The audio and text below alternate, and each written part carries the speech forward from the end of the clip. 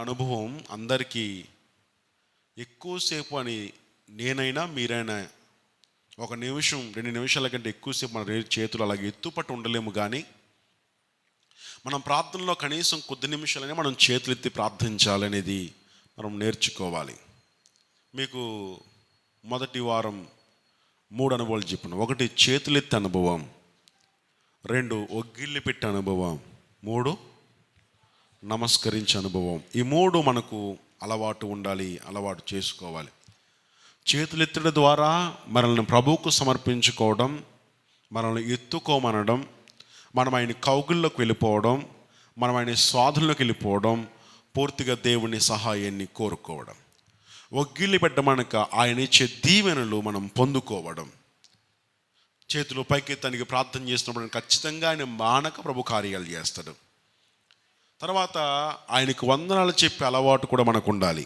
ఆమేన్, హల్లెలూయా. ఇందాక నమస్కరించమంటే చాలామందికి అర్థం కాలేదు ఎందుకు నమస్కరించాలి అనేది.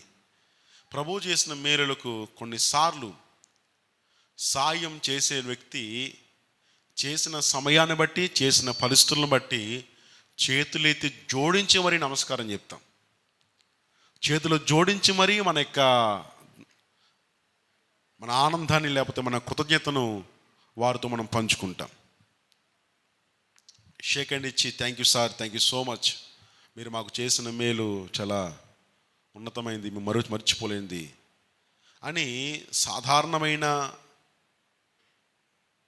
చేసిన మేలుకు చెప్తే గనక నీ కష్ట సమయంలో ఎవరూ నీ దగ్గర రానప్పుడు, ఎవరు నిన్ను ఆదుకోనప్పుడు, ఒకవేళ ఎవరైనా సహాయం చేస్తే వారినే దేవుడిగా భావించి, దేవుడిలాగా వచ్చారండి అన్నట్టుగా భావించి చేతులు జోడించి కళ్ళంట నీళ్ళు తిరిగిపోయి మనసంతా కృతజ్ఞత నింపబడి వారికి వందనాలు చెప్తే చాలా చాలా చాలా చాలా వందనాలండి.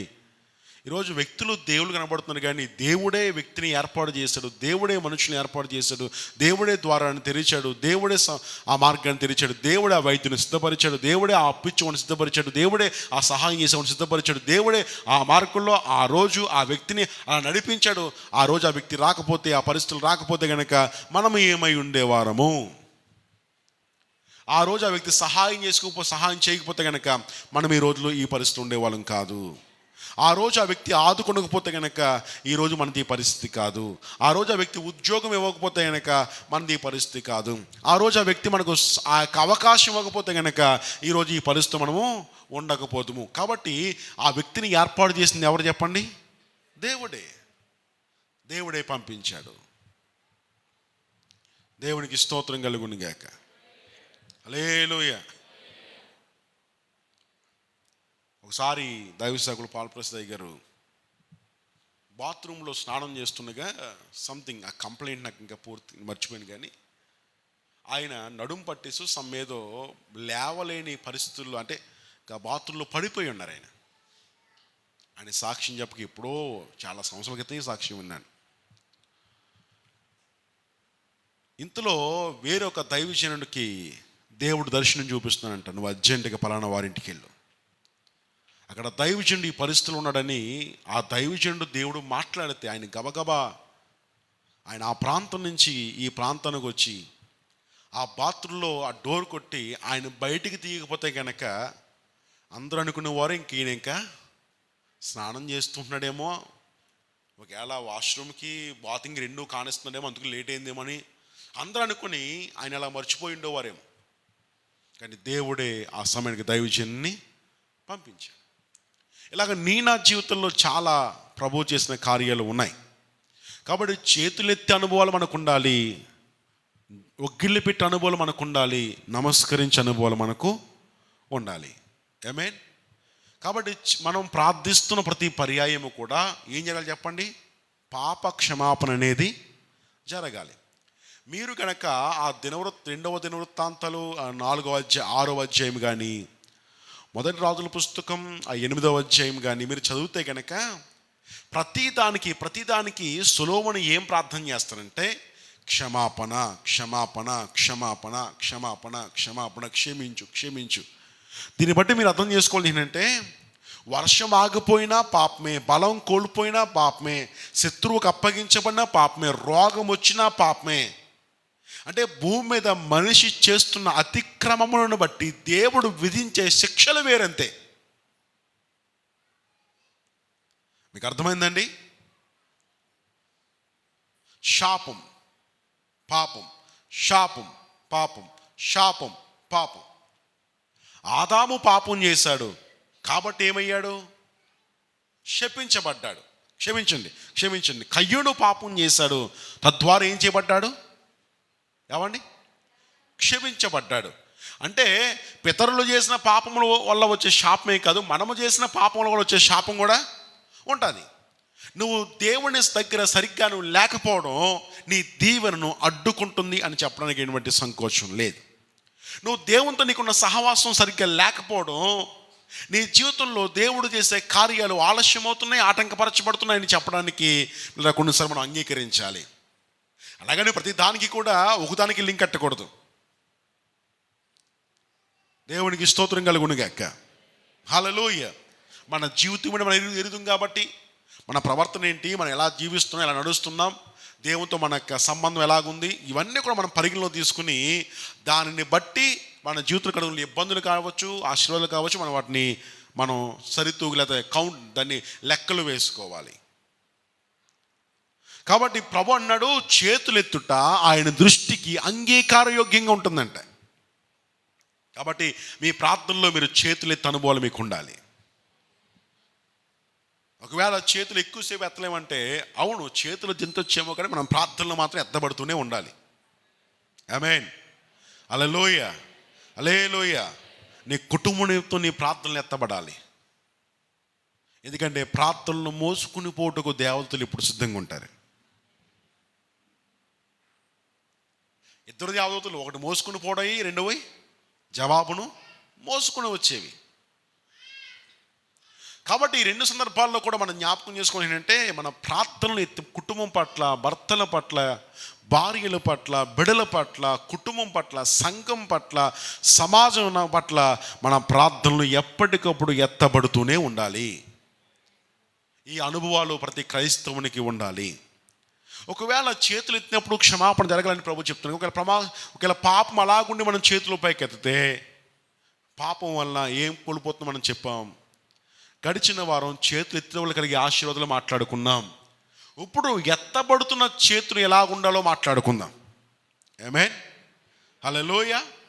గడిచిన వారం జ్ఞాపకం చేస్తున్నాం, పురుషులారా మీ పరిశుద్ధమైన చేతులు దేవుని వైపు చాపి మీరేం చేయాలి? ప్రార్థన చేయాలి. అంటే ప్రార్థన అనేది భార్యలకు మాత్రమే కాదు, భర్తలకు, పురుషులు అందరికీ కూడా. కాబట్టి ప్రతి పురుషుడు తమ యొక్క కుటుంబం నిమిత్తం చేతులు ఎత్తాలి. నోవాహు తన కుటుంబానికి ఒక దీవెనకరంగా మార్చబడ్డాడు. బైబిల్ మీరు స్పష్టంగా చూడండి, నోవాహు నిన్ను బట్టి అంటాడు. నోవాహు నిన్ను బట్టి నీ కుటుంబం వాడలోకి ప్రవేశిస్తుంది. అయ్యా పురుషులారా, మిమ్మల్ని బట్టి మీ కుటుంబాలు దీవించబడాలి. మిమ్మల్ని బట్టి మీ భార్యలకు దేవుడు మంచి ఆరోగ్యం ఇవ్వాలి. ఒకసారి దేవుడికి ఇచ్చిన అబ్రహాముకి ఇచ్చిన ఏకైక కుమారుడైన ఇస్సాకుకు వివాహమైన తర్వాత బిడ్డలు లేకపోతే ఇస్సాకు ఏ వైద్యుని దగ్గరికి, తను ఏమంటారు, ఏ మంత్రసాని దగ్గరికి తన భార్యను తీసుకెళ్ళలేదు. ఓ భార్య 7 రోజులు ఉపవాసం ఉండు, 14 రోజులు ఉపవాసం ఉండు అని ఇస్సాకు సలహాలు ఇవ్వలేదు. తన భార్య నిమిత్తం ఇస్సాకు ప్రార్థించెను అని ఉంటుంది. తన భార్యని ఇస్సాకు ప్రార్థన చేశాడు. ఇస్సాకు ప్రార్థన ప్రభు ఆలకించి దేవుడు తన భార్య గర్భాన్ని ప్రభు తెరిచాడు. హల్లెలూయా. నేను అంటాను, మూయబడిన గర్భమే తెరవబడితే నీ ఇంట్లో మూయబడిన ద్వారాలు దేవుడు ఎందుకు తెరవడు? నీకు విషయం చెప్పంటారా? అసలు నిజం వాస్తవం చెప్పాలంటే దేవుడు పురుషుల ప్రార్థనను మరి ఎక్కువగా ఆలకించేవాడు. అలాగంటే స్త్రీల ప్రార్థన ఆలకించేవాడు అని కాదు. పురుషులారా మీ పరిశుద్ధమైన చేతులు దేవుని వైపు ఎత్తండి అని అన్నాడు. పురుషులు భార్యల కోసం, బిడ్డల కోసం ప్రార్థించేవారు పురుషులైతే, దేశం పాడైపోతుంది ప్రార్థించేవారు స్త్రీలు. హల్లెలూయా. ఇర్మియా ప్రవక్త అంటాడు, ఈ ప్రవక్త ప్రభు అంటాడు, స్త్రీలను పిలవనంపండి అంటాడు. ఎందుకు? రోధించటానికి. మరణము కిటికీలు ఎక్కుచున్నది, మరణము నాట్యమాడుతున్నది. కాబట్టి స్త్రీలను పిలవండి. స్త్రీలు దేశం కోసం ఎడితే పురుషులు కుటుంబం కోసం ఏడవాలి. మీకు అర్థమైందా అయ్యా? మీకు అర్థమైందా? ఎంతమందికి అర్థమైంది ఈ మాట? ఇప్పుడు తప్పు కాదో ఇప్పుడు ఇప్పుడే తెలిచేద్దాం. దేవునికి స్తోత్రం కలుగునుగాక. హల్లెలూయా. రాజుల నిమిత్తం, యాజకుల నిమిత్తం, దేశం నిమిత్తం ప్రార్థించవలసిన భారం అందరికీ ఉంది. కానీ అలా ముందు ఈ పని చేస్తే పని తర్వాత అవుద్ది. పురుషులారా, మీరు మీ కుటుంబముల కోసం, మీ సతీమణుల కోసం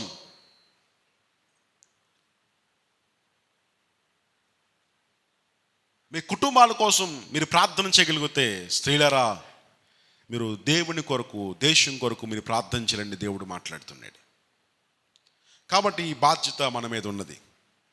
కాబట్టి గడిచిన 2 వారాలు ఈ విషయం మనం ధ్యానం చేసుకుందాం. ఈ వారం మనమందరం కలిసి 125వ సంకీర్తన భాగానికి కొద్దాం.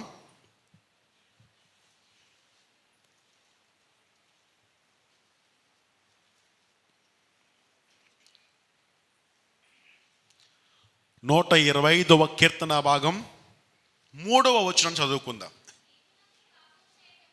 నీతిమంతులు పాపము చేయుటకు తమ చేతులు చాపకూడదు. చాలండి. హల్లెలూయా. దేవుని వైపు ఎత్తబడుతున్న చేతులంట పాపము చేయుటకు ఎత్తబడకూడదంట. మీకు అర్థమైంది ఈ మాట? అర్థమైన వారు స్తోత్రం చెప్పండి. హల్లెలూయా, హల్లెలూయా. దేవుని వైపు చాపబడుతున్న చేతులు, దేవుని వైపు చాపబడుతున్న చేతులు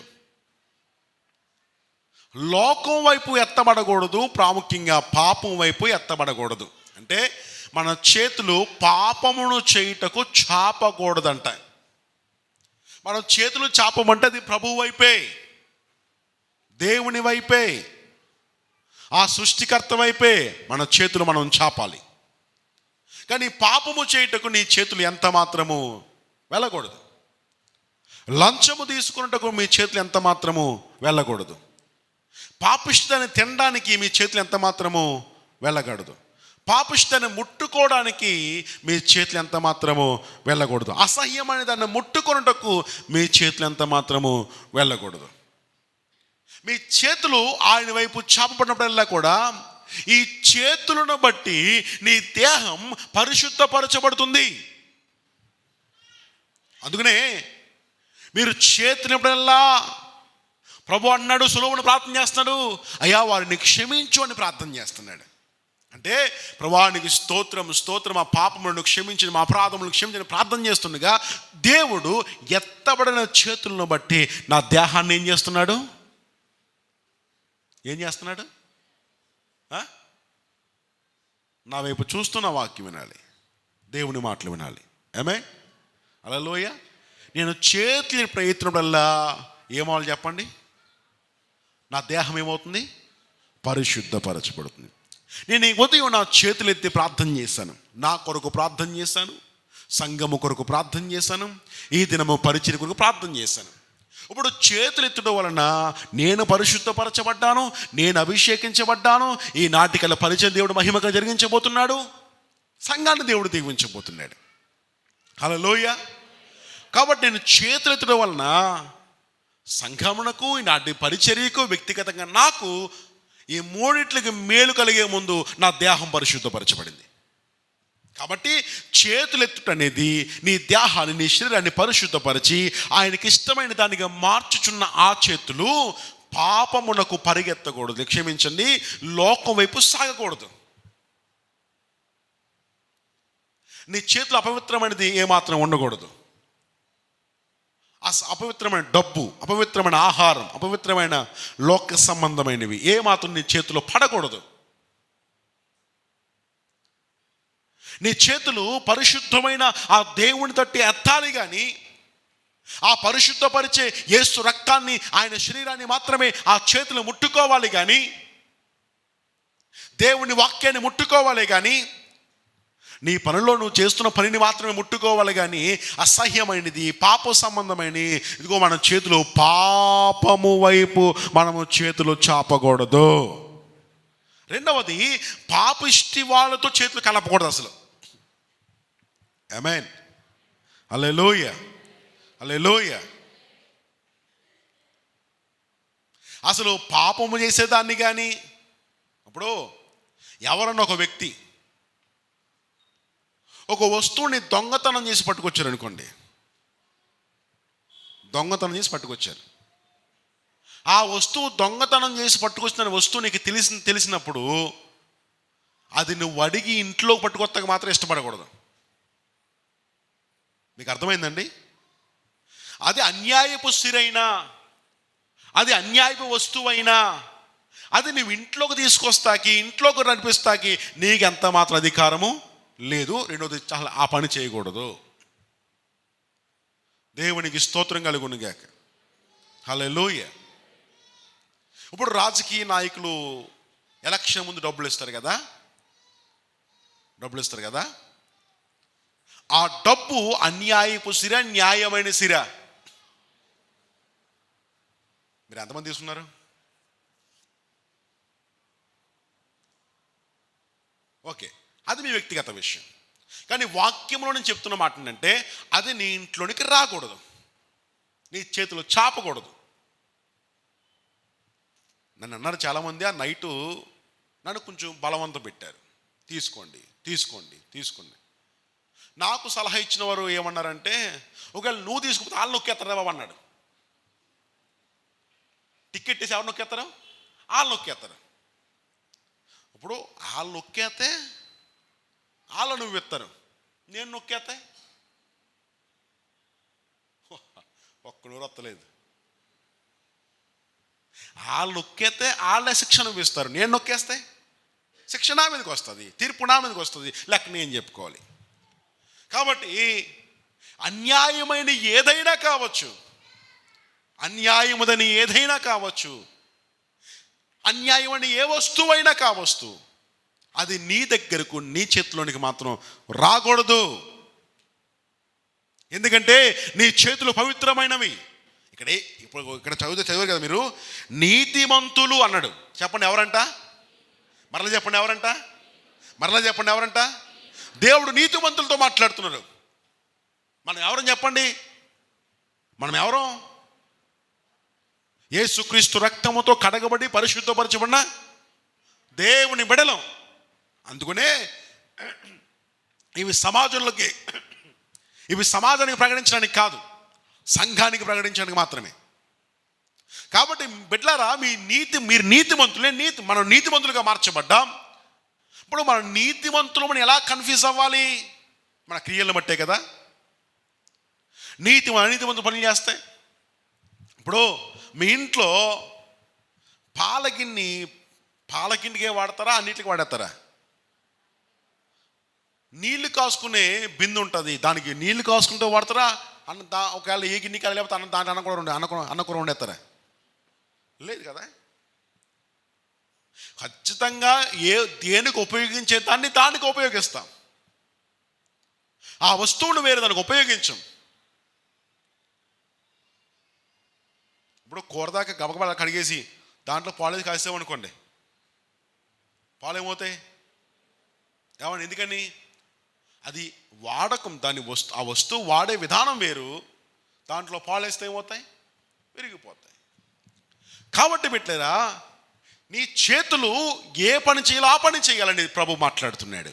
కాబట్టి నీతిమంతులారా, దేవుని బిడ్డలారా, మీ చేతులు దేవుని వైపే చాపబడాలి. మీరు చేతులు ఎత్తడం వలన మీ పాపాలు కొట్టివేయబడతాయి. మీరు చేతులు ఎత్తడం వలన ఆకాశం తెరవబడుతుంది. మీరు చేతులు ఎత్తడం వలన శ్రమ కొట్టివేయబడుతుంది. మీరు చేతులు ఎత్తడం వలన తిరిగి వచ్చే అనుభవంలోనికి మీరు వస్తారు. మీరు చేతులు ఎత్తడం వలన ఆకాశం ప్రియుల వడగండ్లు, రోగం అన్నీ మూయబడతాయి. మీరు చేతులు ఎత్తడం వలన యుద్ధములో మీకు విజయం కలుగుతుంది. అంటే మీరు చేతులు ఎత్తడం వలన ఇలాంటి కార్యాలు జరుగుతాయండి. కాబట్టి ఈ చేతులు, ఈ మహిమకరమైన చేతులు, ఈ పరిశుద్ధమైన చేతులు, ఈ నీతిమైన చేతులు లోకం వైపు, పాపం వైపు, అన్యాయపు స్త్రీ వైపు, అన్యాయమైన వస్తువుల వైపు ఎంత మాత్రమును చాపకూడదు, వాటితో చేతులు కలపకూడదని దేవుడు మాట్లాడుతున్నాడు. ఒకవేళ నీ చేతులు కానీ, నీ మనస్సు కానీ దాని వైపు ఆకర్షించబడితే గనక నీ చేతుల ఇబ్బంది నీకు ఎదురవుతుందని దేవుడు మాట్లాడుతుంటారు. హల్లెలూయా. అదే కీర్తన పుస్తకంలో నుంచి 44వ అధ్యాయం రండి ఒకసారి. 44వ అధ్యాయం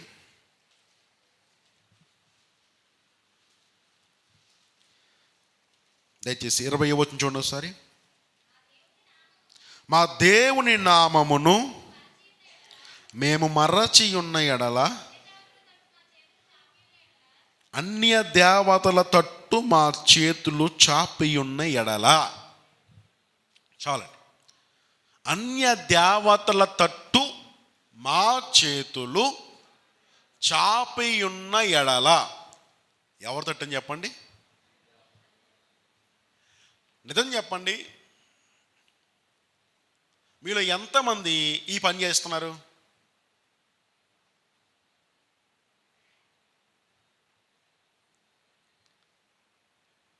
అంటే ఈ మౌనం మీరు ఎత్తుతున్నారన్నా ఎత్తలేదన్నా నేనేం అర్థం చేసుకోవాలి? ఒక్కరు కూడా ధైర్యంగా చెప్పలేరా?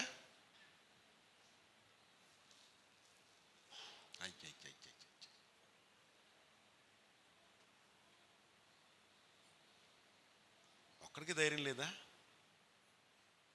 అంటే దేవతల తట్టు ఎవరైనా చేతులెత్తి ప్రార్థన చేస్తున్నారా అని. అయ్యో, అంటే నా వినపడలేదా? అర్థం కాలేదా? కావండి. మరి ఆ ముక్కనే చెప్తే మళ్ళీ చెప్తున్నాను నేను. దేవునికి స్తోత్రం.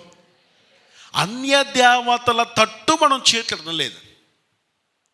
మరి ఆయన నుండి వచ్చిన ఆ ఆచారం, ఆ పద్ధతులు, ఆ క్రియల వైపు మాత్రం మనం చేతులెత్తమంటారా?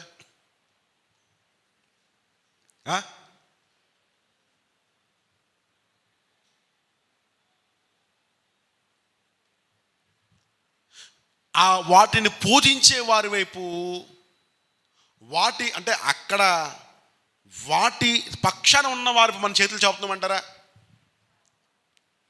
ఏమండి, వారిచ్చే తాళ్ళు వైపు, వారిచ్చే మందుల వైపు, వారిచ్చే ఆ యొక్క విధానం వైపు మన చేతులు చాపుతున్నామంటారా? దేవునికి స్తోత్రం కలుగును గాక. హల్లెలూయా, హల్లెలూయా, హల్లెలూయా. నేను సంఘంలో చాలామంది బిడ్డలను, కొంతమంది బిడ్డలను చూస్తూ ఉంటాను. అప్పుడప్పుడు వారి దగ్గరికి వెళ్ళినప్పుడు వారి కాళ్ళకు, వారి చేతులకు ఏదో ఒక తాడు వారికి కట్టి ఉంటారు. కొంతమంది పెద్ద బొట్టెడతారు ఏకంగా భయమేసేలాగా. ఎదుగురా నాయన అంటే దిష్టి తగలకుండా అంటారు. ఏం తగలకుండా? ఏం తగలకుండా? ఎవరో మాట్లాడతలేదా? మాట్లాడు కొంచెం గడిగా. ఏం తగలకుండా? దిష్టి తగలకుండా పెద్ద బొట్టెడతారు ఏకంగా భయపొచ్చేలాగా. అంత పెద్ద బుట్టు ఎవరు ఎట్టుకుంటారు చెప్పండి నాకు? అంత పెద్ద బుట్టు ఎవరు ఎడతారు? ఎవరు ఎట్టుకుంటారు? మరి నువ్వు పెట్టేస్తున్నావు బొట్టు, గిర్రం తిప్పేస్తున్నావు. అంటే మనము చేతెత్తం కానీ ఆ పద్ధతులను అనుసరిస్తున్నాం.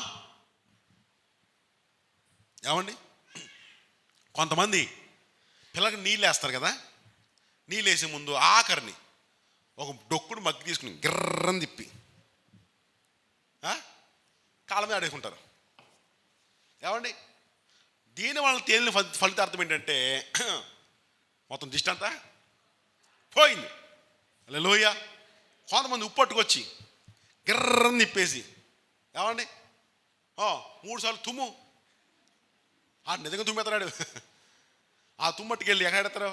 బయట. నేను చెప్పే వాటిని ఇలాగూ మీరు చేసే కార్యక్రమాలు మరి కొన్ని ఉంటాయి. ఉన్నవారు సరి చేయబడని, లేనివారు ప్రభువును స్తుతించండి. దేవునికి స్తోత్రం కలుగును గాక. హల్లెలూయా.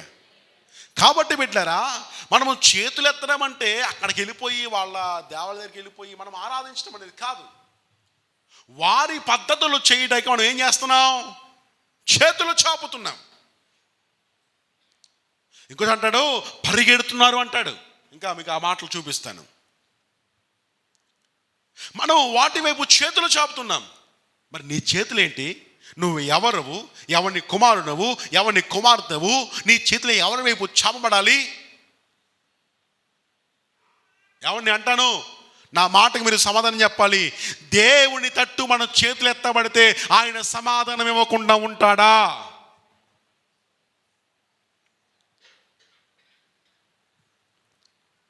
మరి ఎందుకు లోకం వైపు చేతులు చాపుతున్నాం మనం?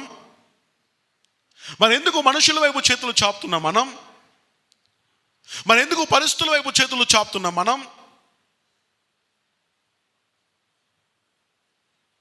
దేవునికి స్తోత్రం కలుగును గాక.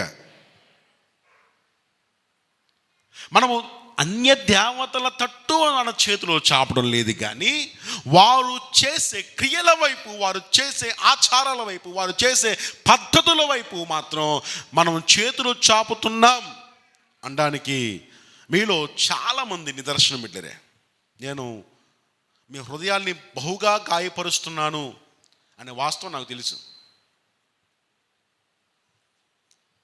మీరు నన్ను తిట్టుకున్నారన్న వాస్తవం నాకు తెలుసు. దేవునికి స్తోత్రం కలుగును గాక. హల్లెలూయా, హల్లెలూయా. ఎన్ని తెలిసినా, చెప్పింది చేయడం తెలిసినా కానీ చెప్పకపోవడం నా బలహీనత. ఆత్మాను చెప్పాడు నా బలహీనత. దేవునికి స్తోత్రం కలుగును గాక. తేలిన ఫలితార్థం ఏంటంటే పరలోకంలో చూసుకుందాం, నువ్వు నేను అసలు గొడవ. దేవునికి స్తోత్రం కలుగును గాక. హల్లెలూయా. కాబట్టి బిడ్డలారా, దేవుని వాక్యాన్ని బట్టి మీ ముందుకు వస్తున్నాను. మనం అన్య దేవతలతో చేతులు చాపడం లేదు, అది ముమ్మాటికి వాస్తవం. మీలో ఎవరు కూడా అలాంటి పనులు చేయరు. కానీ వాటి క్రియల వైపు, వాటి కార్యాల వైపు, వాటి ఆచారాల వైపు ఖచ్చితంగా మీరు ఏం చేస్తారంటే మీ చేతులు చాపి వాటిని చేయుటకు మీరు బహుగా ఆసక్తిని చూపిస్తున్నారు. ఆ డేట్, ఆ సమయం, ఆ రోజు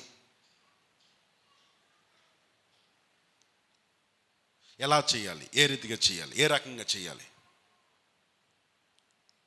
ఇవన్నీ కూడా మన మదిలో బాగా బాగా బాగా అంటుకట్టబడిపోయి ఉన్నాయి. కాబట్టి మీ చేతులు వాటి వైపు చాపకూడదు. సరే, ఇలాగ ఉంటే ఏంటయ్యా, నష్టం ఏంటయ్యా అని మీరు అనుకోవచ్చు. మీ కొరకే దేవుడు మాట్లాడుతున్నాడు. యెషయా గ్రంథం 53వ అధ్యాయం.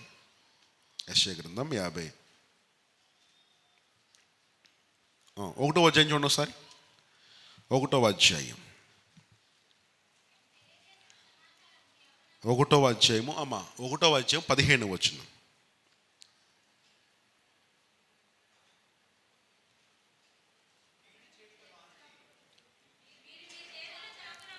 ఒకటో అధ్యాయము 15వ వచనం.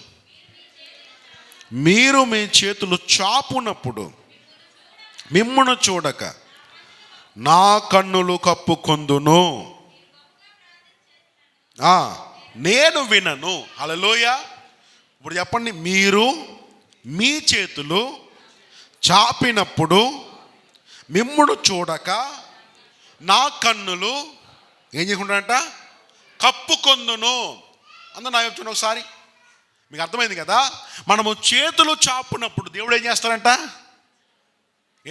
అండి? కన్నులు కప్పుకుంటాడు. అప్పుడు ఒక విషయం చెప్పంటారా, మనము చీకట్లో చేస్తున్నా, అగాధంలో చేస్తున్నా, ఎక్కడ చేసినా దేవుణ్ణి మాత్రం మరుగు చేయగలమా? చేయలేం. ఇప్పుడు దేవుడే కళ్ళు మూసుకుంటాడంట. దేనికి మూసుకుంటాడు? మనం చేతులు ఎత్తినప్పుడు ఆయన కళ్ళు మూసేసుకుంటాడంట.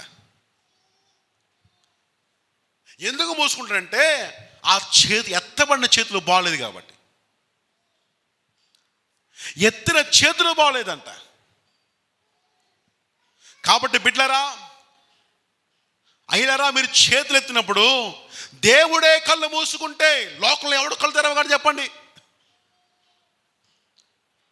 దేవుడే ద్వారం తెరవ చేయకపోతే ఎవడు ద్వారం చేసిన ప్రయోజనం ఏంటి చెప్పండి? దేవుడే ప్రాణమును లాక్కోవడానికి సిద్ధంగా ఉంటే వైద్యులు ఎన్ని వెంటిలేటర్ పెట్టినా ఆ గుండెకాయను ఆడించగలరేమో కానీ మనిషిని మాత్రం బ్రతికించలేరు కదా. ఈరోజు మనిషి చనిపోయిన తర్వాత కూడా నెల రోజులైనా మనిషి బతుకున్నాడని చూపించగలరు. మన టెక్నాలజీ అంతలాగా వచ్చేసింది. కానీ మనిషిని తీసిరాగలరా? దేవుడు ప్రాణమును లాక్కోవడానికి సిద్ధంగా ఉంటే నీ ప్రయత్నాలు ఏమైపోతాయి? గుండెను ధమి ధమి ధమి కొట్టినా బతికేస్తాడా?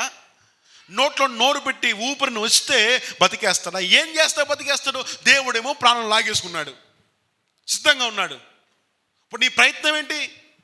ఏమండి, యాక్సిడెంట్ అయిన తర్వాత అంబులెన్స్ సమయానికి వచ్చినా కానీ దేవుడు ప్రాణాన్ని తీసుకుని అనుకుంటే కనుక దారిలోనే చనిపోతున్నారు ఎంతమంది చెప్పండి. దేవునికి స్తోత్రం కలుగునుగాక. హల్లెలూయా. కాబట్టి దేవుడు కళ్ళు మూసుకుంటే, దేవుడు వద్దనుకుంటే ఎవరు చేయగలరు? దేవుడు పంపిస్తేనే కదా ఒక వ్యక్తి రాగలిగేది. దేవుడు ఇస్తేనే కదా మనం పొందుకునేది. దేవుడు కృప చూపితేనే కదా మనం తీసుకునేది. అలాంటి దేవుడే కళ్ళు మూసేసుకుంటే ఏమండి, నిన్ను చూసిన దేవుడు నీ కళ్ళు మూసుకుంటే ఎలా ఉండదు చెప్పండి? ఇప్పుడు ఎవరింటికైనా వెళ్ళావు, నీ మొహమే తలుపేస్తారు, ఎలా ఉంటుంది నీకు? ఒకటి, కోపం వస్తుంది. రెండు, బాధ వస్తుంది. సందర్భాలు వేరు. ఒకవేళ నీకు ఏమన్నా అతని పట్ల నువ్వు తప్పు చేస్తుంటే బాధ వస్తుంది, అరే అంత పొరపాటు చేస్తానని. ఒకవేళ తప్పు ఏం చేయకపోతే కోపం వస్తుంది. ఇప్పుడు దేవుడు మొహం తొలిపేస్తున్నాడు, నీకు ఎలా ఉంటుంది? హలో, ఉన్నది ఒకటే తలుపు. విషయం అర్థం కావాలి. ఉన్నది ఎనిమిది చెప్పండి. ఉన్నది ఒకటే తలుపు, ఇంకా వేరే తలుపు లేదు, వేరే గుమ్మం లేదు, వేరే డోర్లు ఇంకేమీ లేవు. ఇంకా ఉన్నది ఒకటే డోర్. ఆ డోరే క్లోజ్ అయిపోతే చెప్పండి ఎలా ఉండే పరిస్థితి? ఏ రకంగా చెప్పండి ఒకసారి. దేవుడే కళ్ళు మూసుకుంటే నీ ప్రార్థనలు ఎవరు ఆలకిస్తారు? నీ మనం ఎవరు ఆలకిస్తారు? నీ ప్రార్థనకు ఎవరు జవాబిస్తారు? కాబట్టి చేతులు ఎత్తినప్పుడల్లా నీ పాపలు క్షమించబడాలి. రెండవది, నువ్వు చేతులు ఎప్పుడు నీ పాపం వైపు నీ చేతులు చాపకుండా నువ్వు ఉండాలి, లోకం వైపు నీ చేతులు చాపకుండా ఉండాలి. అలా నువ్వు చాపేస్తే గనక, లోకం వైపు వెళ్ళిపోతే గనక, పాపం చేయుటకు నీ చేతులు చాపబడితే గనక, నువ్వు మరలా దేవుని వైపు నీ చేతులు చాపినప్పుడు దేవుడు కళ్ళు మూసేసుకుంటాడంట. ఎందుకు మూసేసుకుంటాడు? ఏమండి, మీ చేతులు రక్తముతో నిండి ఉన్నవి, మిమ్మును కడుక్కొని శుద్ధి చేసుకునండి, మీ దృష్టికి నాకు కనబడకుండా తొలగించుని, కీడు చేయటం అని మేలు చేయి నేర్చుకునండి, న్యాయముగా విచారించుడి, హింసించబడు వారిని విడిపించుడి, తండ్రి లేని వారికి న్యాయమును తీర్చండి. ఇంకా 18 చూస్తే కనుక, మీ పాపములు రక్తము వలె ఎర్రగా ఉన్నాయి. మీకు అర్థమైంది కదా? ఇప్పుడు చేతులు ఏమైపోయినాయంట? రక్తం. అంటే అర్థం ఏంటి? వాస్తవానికి ఈ అధ్యాయం రాస్తున్నప్పుడు ఆ ప్రాంతంలో నరహంతకులు ఎక్కువైపోయారు. మంచివాళ్ళని చంపేస్తున్నారంట. అన్యాయంగా అనేక మందిని చంపేసి వారి చేతులు రక్తపాతం నింపబడిపోయి ఉన్నాయి. అది దీని స్టోరీ. అమాయకులను చంపేసిన స్టోరీ ఇది. అందుకనే మీ చేతులు రక్తంతో ఉన్నాయని ప్రభు చెప్తున్నా. మనం ఎవరిని హత్య చేయలేదు, కానీ మన కింద మనం తీసుకోవాలి. మీ పాపములు రక్తము వలె ఎర్రగా ఉన్నాయి. మీ పాపములు కానీ అవి ఎర్రగొని హిమము కంటే తెల్లగా మారుస్తాయని ప్రభు చెప్తున్నాడు. దేవునికి స్తోత్రం. మీరు ఇంకా 59వ అధ్యాయానికి వస్తే ఇంకా మీకు స్పష్టంగా అర్థమవుతుంది. 59వ అధ్యాయం, యెషయా గ్రంథం 59వ అధ్యాయం.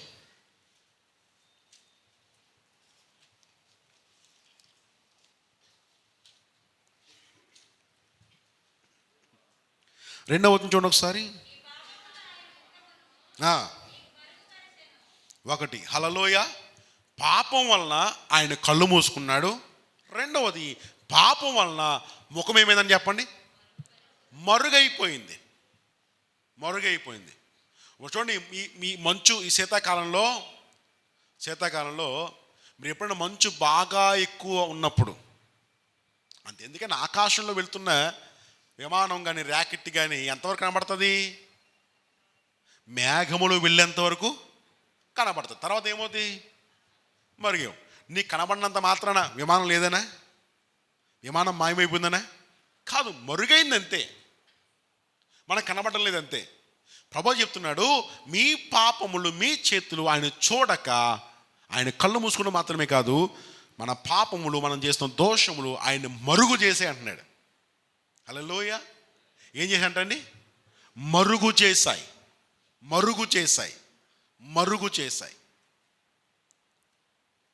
అంటే ఎవరు మరుగైపోయారు? దేవుడు మరుగైపోయాడు. ఎవరు మరుగు చేసుకున్నారు? మనమే మరుగు చేసుకున్నాం. అంటే చేతులు ఎత్తడం వల్ల ఎంత ప్రయోజనం ఉన్నాయో, ఆ చేతులు సరిగ్గా లేకపోతే వచ్చే నష్టాలని చెప్తున్నాను. చేతులు ఎత్తడం వల్ల పాపక్షమ జరుగుద్దండి. చేతులు ఎత్తడం వల్ల దేవుడు గొప్ప కార్యాలు చేస్తారండి. కానీ ఆ చేతులు సరిగ్గా లేకపోతే వచ్చే నష్టాలు ఇవన్నీ కూడా. పాపం వైపు చేతులు చాపితే, లోకం వైపు, లోక క్రియల వైపు, ఏమంటే ఇష్టాంతాల వైపు, లోకం వైపు మీ చేతులు చాపితే కనుక వచ్చే నష్టం ఇది. ఇంకా అంటాడు 3వ వచనం, మీ చేతులు మీకు అర్థం. 2వ వచనం చూడండి ఒకసారి. మీ పాపములు ఆయన ముఖమును మీకు మరుగుపరచును గనుక ఆయన ఆలకింపకున్నాడు. ఏంటంట? ఆలకించున్నాడంటే వింటున్నాడు అర్థం. మరి ఇది ఈ వాళ్ళకి అర్థం ఏంటి చెప్పండి? ఆయన వింటాలేదు అని, అదేనా కదండి? ఆయన ఏం చేస్తలేదు? వింటాలేదు. అంటే నువ్వు ప్రార్థన చేస్తున్నావు, ఆయన ఏం చేస్తలేదు? వింటాలేదు. నువ్వు ప్రార్థన చేస్తాను, ఏం చేస్తలేదు? వింటాలేదు. ఇప్పుడు వినకపోతే ఎలాగా? ఇప్పుడు జడ్జిగా ముందు నిలబడ్డాం, మనం ఏదో మన యొక్క బాధ మనం చెప్పుకుంటున్నాం. జడ్జిగా వినకపోతే ఎలా ఉంటుంది చెప్పండి? జడ్జిగా వినకపోతే గనక ఈడు నిజం చెప్తున్నా కానీ ఆడికి అన్యాయం తీర్పే పడుతుంది. ఇప్పుడు దేవుడు అన్నాడు, నేను వింటాలేదు అంటాడు. గనుకని వింటలేదు. ఎందుకు వింటాలేదు? ఆయన చెవులు మందమైనవి. ఎందుకు మందమైనవి? మనమే ఆయన చేతులు మందం చేసుకున్నాం. ఇప్పుడు 3వ వచనం చదువుతాం. మీ చేతులు రక్తము చేతను, ఇలా చదవండి, మీ చేతులు పాపము చేతను, మీ వేళ్ళు దోషము చేతను అపవిత్రపరచబడి ఉన్నాయి. ఇప్పుడు చెప్పండి, ఏ చేతులను ప్రభు చూస్తా లేదు? అపవిత్రపరచబడిన అది. హల్లెలూయా. ఎందుకని? మనం నీతిమంతులం, మనం పరిశుద్ధులం. దేవుడు మనం అలా మార్చాడు. ఇప్పుడు ఏం చేస్తామంటే చేతులు బాగా బురదగా చేసేసుకుని బురదగా ఉండి, మీ పిల్లలు సాయంకాలం బయటికి ఆడుకుంటూ వెళ్ళి, ఏమండి బట్టలు చేతులు మురుగుగా చేసేసుకుని ఇంట్లో వచ్చారనుకోండి, రే ముందు ఇంట్లో రాకో, ముందు ట్యాప్ దగ్గరికి వెళ్ళి ఏం చేయాలి? శుభ్రం కడుక్కో. అలాగే వచ్చామా అన్నం పెట్టే తినేతాను అంటే మీ తిని మీడేస్తారా? లేదు, ముందు ఆయన శుభ్రపరుస్తారు. ఆడ వయసును బట్టి మీరు శుభ్రపరుస్తారు, ఆడనే శుభ్రపరుచుకుంటారు. కారణం ఏంటంటే ఆ అశుభ్రమైన చేతులకి ఎన్నో చెప్పండి. అసలు అశుభ్రమైన చేతులను చూసినా మీకు అసహ్యం రాదా? ఏమండి, అసహ్యం రాదా? ఇప్పుడు కొంతమంది ఈ డ్రైనేజీలో పనిచేసేవారు ఉంటారు, సెప్టిక్ ట్యాంక్ క్లీన్ చేసేవారు, ఈ వ్యక్తులు ఉంటారు కదా. మనం ప్రతి వ్యక్తిని గౌరవించాలి. వారు చేసే పని వారికి చిచ్చి అనిపించదు. ఎందుకని? వారు అదే వృత్తిలో ఉన్నారు కాబట్టి. మనం దగ్గరికి వెళ్ళామనుకోండి, వాళ్ళని చూడగానే ఏమొస్తాం మనకి? కొంచెం కొంతమంది చెయ్యి అనిపిస్తుంది, కొంతమంది ఇంకా ఆ స్మెల్ పడకపోతే ఏమవుద్ది? వామిటింగ్ అవుద్ది. కారణం ఏంటి? అది అసహ్యాన్ని పుట్టించేదా, అసహ్యం పుట్టించదా? ఇప్పుడు వ్యక్తులు మనం అనుకుంటే దేవుడు ఏమన్నాడు? దేవుడు అంట, ఇక్కడ ఈ మాట మీరు నోట్ చేసుకోవాలి, దేవుడు ఎప్పుడు కూడా పాపిని ప్రేమిస్తాడు, పాపాన్ని ద్వేషిస్తాడు.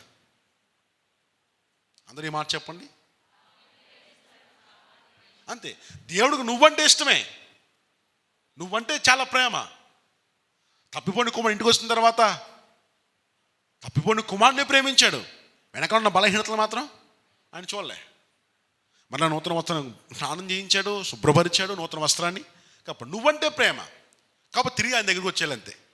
దేవునికి స్తోత్రం కలుగును గాక. హల్లెలూయా. కాబట్టి జరిగిన విషయం ఏంటంటే, ఆయన మన చేతులు అపవిత్రపరచబడ్డాయి. మనం ఏం చేస్తామంటే అపవిత్రపరచబడిన చేతులను పవిత్రం చేసుకోకుండా ఆయన వైపు చేపెడుతున్నాం. He lord hear my prayer. దేవా నా ప్రార్థన ఆలకించు, దేవా నా ప్రార్థన ఆలకించు, దేవా నా ప్రార్థన ఆలకించు. ఒరే ముందు చేతులు శుభ్రం చేసి చూడలేకపోతున్నా, అసలు నీ హృదయం శుభ్రం చేసి చూడలేకపోతున్నా అసలు. అందుకనే చేతులు ఎత్తినప్పుడల్లా ముందు ఈ చేతులు, ఈ కాళ్ళు, ఈ హృదయం శుద్ధీకరించబడుతూ ఉండాలి. హల్లెలూయా, హల్లెలూయా, హల్లెలూయా, హల్లెలూయా. కాబట్టి బిడ్డలారా, నేను చాలాసార్లు చెప్పాను మీకు ఈ విషయాన్ని. ఒక దైవజనుడు మా ఇంట్లో ఒక ఉదయకాలం సమయంలో ప్రార్థన చేస్తున్నప్పుడు నేను ఎందుకో కళ్ళు తెరిచాను. ఆయన చేస్తున్నప్పుడు ఆయన చేస్తున్న ప్రార్థన నాకు అలవాటైంది.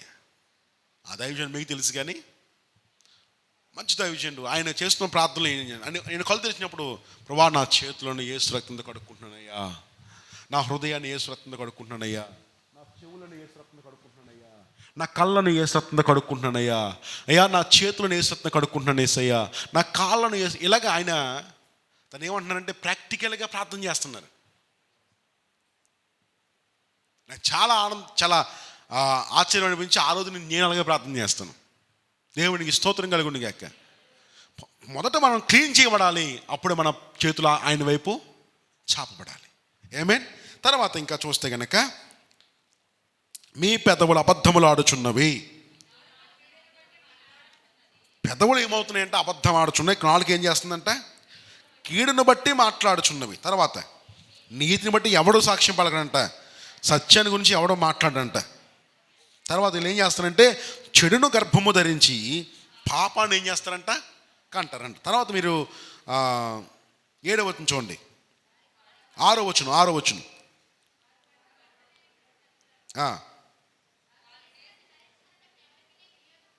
తర్వాత వారి క్రియలు పాపపు క్రియలే, వారు బలాత్కారము చేయవారు. వారి కాళ్ళు పాపము చేయి పరిగెత్తుచున్నవి, నిరపరాధులను చంపుటకవి త్వరపడును. వారి తలంపుల్లో పాపం ఉంది, వారి తలంపుల్లో పాడును నాశనం వారి త్రోవలో ఉన్నది. తర్వాత వారి నడకలలో న్యాయము కనబడదు. హల్లెలూయా. నడకలో లేదు, చేతుల్లో లేవు, హృదయంలో లేదు. ఏమండి? పెదవులేమో అపవిత్రపరచబడ్డాయి, తలంపులు బాగలేదు. ఇవన్నీ బాగోకుండా ఏమెత్తేస్తున్నాం చెప్పండి? ఎందుకు ఎత్తున్నాం? అవసరం వచ్చింది. ఎందుకు ఎత్తున్నాం? కష్టం వచ్చింది. ఎందుకు ఎత్తున్నాం? నష్టమే జరిగింది. ఎందుకు ఎత్తున్నాం? ఏదో కావాలి. మరి దేవుడు ఆలకిస్తారంటారా? ఏమండి? దేవుడు వింటాడంటారా? దేవుడు ఆమోదిస్తారంటారా? మరి బైబిల్ ఎలా ఉందంటే, మీరు చేతులెత్తుట సాయంకాలపు నైవేద్యము వలె ఆయన దృష్టికి అంగీకారము యోగ్యముగా. అదేంటిది? మీరు చేతులెత్తుట నైవేద్యము వలె ఆయన స్వీకరిస్తారంట, ఆయన అంగీకరిస్తారంట, ఆయన యాక్సెప్ట్ చేస్తారంట. నువ్వు చేసిన ప్రార్థన యాక్సెప్ట్ చేస్తారంట, నిన్ను యాక్సెప్ట్ చేస్తారంట. హల్లెలూయా. ఏటీఎంలో కార్డు పెట్టగానే ముందు కార్డు ఏమవ్వాలి? కార్డు యాక్సెప్ట్ అవ్వాలి. కార్డు యాక్సెప్ట్ అవ్వకపోతే డబ్బులు బయటికి రావు. ముందు కార్డు యాక్సెప్ట్ అవ్వాలి, ముందు కార్డు పని చేయాలి. అలా ముందు నువ్వు పని చేయాలి. ముందు నిన్ను అంగీకరించాలి, తర్వాత నీ ప్రార్థనను. అమ్మ నా మాట మీకు అర్థమవుతుంది కదా? ముందు మనల్ని అంగీకరించాలి, తర్వాత ఎవరిని అంగీకరించాలి? మన ప్రార్థనను అంగీకరించాలి. అసలు ముందే నువ్వే అంగీకరించబడకపోతే కనుక నీ ప్రార్థనలు అంగీకరించబడతాయి. మనకేమో ప్రార్థన జవాబు వచ్చేయాలి, మనం మాత్రం అంగీకరించబడకూడదు. ఇలా గుర్తుపెట్టారా?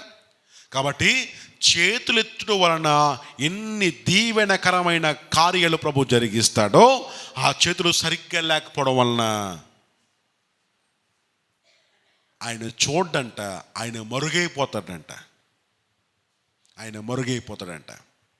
ఎందుకంటే కళ్ళు చూపులు తప్పు బాగలేదు, చేతులు బాగలేదు, ఎవరి పెదవులు అబద్ధాలు ఆడుతున్నాయి, నీతిని గురించి మాట్లాడంట, సత్యం గురించి మాట్లాడంట, న్యాయం గురించి అసలే మాట్లాడంట, కాళ్ళు తెగ పరిగెడుతుందంట అన్యాయం వైపు, తలంపులు బాగలేదంట, ఆలోచనలు బాగలేదంట, త్రోవ బాగలేదంట. ఇన్ని బాగోలేనప్పుడు బిడ్డలారా మీరు చేతులు ఎత్తడం వలన ప్రయోజనము లేదు అన్నాడు. ఒక ఆయన అన్నాడు, నరకము నుండి తప్పించబడుట, నరకానికి వెళ్ళిన తర్వాత అవకాశం లేదు, భూమి మీద ఉన్నప్పుడే అవకాశం ఉంది తప్పించబడు అనేది. కాబట్టి నువ్వు నష్టపోయిన తర్వాత చేతులు ఎత్తడం కంటే బాగున్నప్పుడే చేతులెత్తడం చాలా మంచిది బిడ్డలారా. ఆమేన్, హల్లెలూయా, హల్లెలూయా. ఈరోజు వంట చేసిన గిన్నెలను ఆ రోజే తోమేస్తే సింపుల్గా వదిలిపోతాయి. లేదు, ఒక 4 రోజులు పోయింది కడుగుదాం అనుకున్నాను, ఉంచేయమనుకోండి, ఎలా ఉంటుంది చెప్పండి? ఒకటి కంపు వస్తుంది, రెండవది దాన్ని శుభ్రపరచడానికి సమయం చాలా పడుతుంది. కాబట్టి నిన్ను శుభ్రం చేసుకోవడానికి ఈ సమయం ఉపయోగించుకో. కాదు అంటే కనుక నువ్వు చాలా రాత్రులు వెచ్చించాల్సి వస్తుంది, చాలా నష్టపోవాల్సి వస్తుంది, నష్టాన్ని కుండిచాల్సి వస్తుంది. అప్పు నువ్వు వెంటనే చెల్లించేస్తే వడ్డీ తక్కువే ఉంటుంది. లేదండి అని ఆడు అడుగుతలేదు కానీ, ఏంటి అవతల అడుగుతలేదు కానీ సంవత్సరం ధర ఇద్దామంటే చెప్పండి, అప్పు ఏమవుతుంది? వడ్డీ ఏమండి ఎక్కువై కూర్చుంటుంది. అవతల్లోడు అడుగుతలేదు కదా అని మనం అప్పుకు వడ్డీ కట్టకుండా అప్పు చెల్లించకుండా ఉంటే గనక అలా ఉంటుంది అప్పు, వడ్డీ అలా ఉంటుందా? ఏమండి అలాగే ఉంటుందా? ఈ మధ్యకాలంలో జున్నూరు లోపలేరా ఒక సైట్ తనఖా పెట్టారంట, ఎప్పుడో డబ్బులు లేక. అది వాళ్ళు చెల్లించకపోవడంతో ఈరోజు తీసుకున్నది 50,000 లక్ష రూపాయలు అయితే ఈరోజు ఇంచుమించు 20 లక్షల పైగానే అయిపోయిందంట. ఇప్పుడు అది కడతనే కానీ స్థలం తీసుకుంటే అవకాశం లేదు. అవతలు అడుగుతలేదు కదని మనం వడ్డీ చెల్లించుకుని ఉంటే ఎక్కడ చెప్పండి? దేవుడు కూడా అడుగుతలేదని మనం కడుక్కోకుండా సరిచేయబడకుండా దేవుడు దెబ్బేస్తలేదని, దేవుడు కొడతలేదని, దేవుడు బుద్ధి చెప్తలేదని. దేవుడు ఇప్పుడు చెప్పేదే బుద్ధి, ఇప్పుడు చెప్పేది దేవుడు మంచి కోసం చెప్తున్నాడు. దేవుడు మనకు నేర్పిస్తున్నాడు, దేవుడు మనల్ని సరి చేస్తున్నాడు, దేవుడు తన బాటలు నడిపించడానికి ఆయన ఇష్టపడుతున్నాడు. కాబట్టి ఈ సమయంలో ఆయన మాట అంగీకరించి మనం ఆయన దగ్గర రాకపోతే ఒక దినాన్ని అధిక మొత్తాన్ని చెల్లించాల్సిన పరిస్థితి ఏర్పడుతుంది. కాబట్టి మనము చేతెత్తుట మనకు, మన కుటుంబాలకు దీవెన, మనము చేతెత్తుట మన వ్యాపారాలకు దీవెన, మనము చేతెత్తుట మన ఉద్యోగానికి దీవెన, మనము చేతెత్తుట మన దేశానికి దీవెన. ఆమేన్, హల్లెలూయా. కాబట్టి చేతులెత్తి ప్రార్థన చేసే ఆ ప్రార్థనా పరుడి యొక్క విలువ ఆకాశంలో దేవుని యందు బిడ్డలారా చాలా ఉన్నతంగా ఉంటుంది. కాబట్టి నువ్వు చేతుల వలన నీ కుటుంబం దీవించబడుతుంది, నీ ఇల్లు దీవించబడుతుంది, నీ వ్యాపారం, నీ ఉద్యోగం దీవించబడుతుంది, దేశం దీవించబడుతుంది, గ్రామం దీవించబడుతుంది. ఆ చేతులే బాగోపోతే గనక నీ ప్రార్థన దేవుడు అంగీకరించడు కదా. వినడు కాబట్టి ఆ చేతులు, ఆ కాళ్ళు అన్నీ శుభ్రం చేసుకొని దేవుని ఎదుట చేతులు ఎత్తిద్దాం. ప్రభువు మళ్ళీ అంగీకరించునుగాక. హల్లెలూయా. ప్రభు మళ్ళీ అంగీకరించునుగాక. మోషే మేఘము మీద ఎక్కాడంట, మోషే కొండ మీదకి ఎక్కాడంట. కొండ మీదకి ఎక్కిన తర్వాత కిందంతా పెద్దలందరూ ఉన్నారంట, ఇజ్రాయేల్ పెద్దలందరూ కిందే ఉన్నారంట. వీళ్ళందరూ కిందే ఉండగా ఆయన కొండ మీదకి ఎక్కాడంట. కొండ మీద ఎక్కగానే ముందు మేఘం వచ్చి మోషేని మరుగు చేసిందంట. హల్లెలూయా. మేఘం వచ్చి మోషేని మరుగు చేసిందంట. కొంతకాలం మేఘంలో ఉన్న మోషే ఆ మేఘం నిలకడగా ఉండడం చూసి దేవుడు మహిమలోకి తీసుకుపోయాడంట. దేవునికి స్తోత్రం కలుగునుగాక. మనము మహిమలోకి వెళ్ళాలి. ఆమేన్. భూ సంబంధమైన మహిమ, పర సంబంధమైన మహిమ. ఈ మహిమలోకి వెళ్ళాలంటే కనుక మనం మేఘములు అలా ఉండాలి అంతే. మనం మేఘంలో ఉండాలంటే ప్రతిరోజు మనం కొండెక్కాలి, ప్రతిరోజు మనం కొండ మీదకి వెళ్ళాలి, ప్రతిరోజు కొండ మీద ఉన్న దేవుడితో సహవాసం చేయాలి. నువ్వు ముందు కొండెక్కు, కొండ మీద నిలుచుండు, కొండ మీద చేతులు పైకెత్తు. ఒక దినాన్ని ప్రభువు వస్తాడు, ముందు ఆయన మేఘాన్ని పంపుతాడు, ముందు నిన్ను మరుగు చేస్తాడు, తర్వాత మహిమలో ప్రభు దిగి వస్తాడు. హల్లెలూయా. నిన్ను మహిమగా దేవుడు మార్చేస్తాడు, నిన్ను మహిమకు దేవుడు అప్పగిస్తాడు బిడ్డ. కాబట్టి దేవుడు బిడ్డలారా, మీరు ముందు మేఘంలో ఉండడానికి ప్రయత్నం చేయండి, ముందు కొండ ఉండడానికి ప్రయత్నం చేయండి. కష్టం వచ్చినప్పుడు కొండెక్కేద్దాం, మీద కొండ కింద ఉండడం కాదు. ప్రతిరోజు మనం కొండెక్కాలి, ప్రతిరోజు మోకాళ్ళ మీదకి రావాలి, ప్రతిరోజు ప్రార్థనలో ఉండాలి. ఏమైనా హల్లెలూయా. ఎప్పటి వరకు అంటే మేఘము దిగి వచ్చేంత వరకు. మేఘము దిగితేనే మహిమ దిగుతుంది, మేఘము దిగితేనే మహిమ దిగి వస్తుంది. కాబట్టి మహిమకు అప్పగించబడాలంటే ముందు మేఘానికి అప్పగించబడు. మేఘమా మహిమ మేఘమా ఈ దినమున దిగిరా మేఘమా. మేఘం అంటే ఏంటి? ఆయన సన్నిధి. హల్లెలూయా.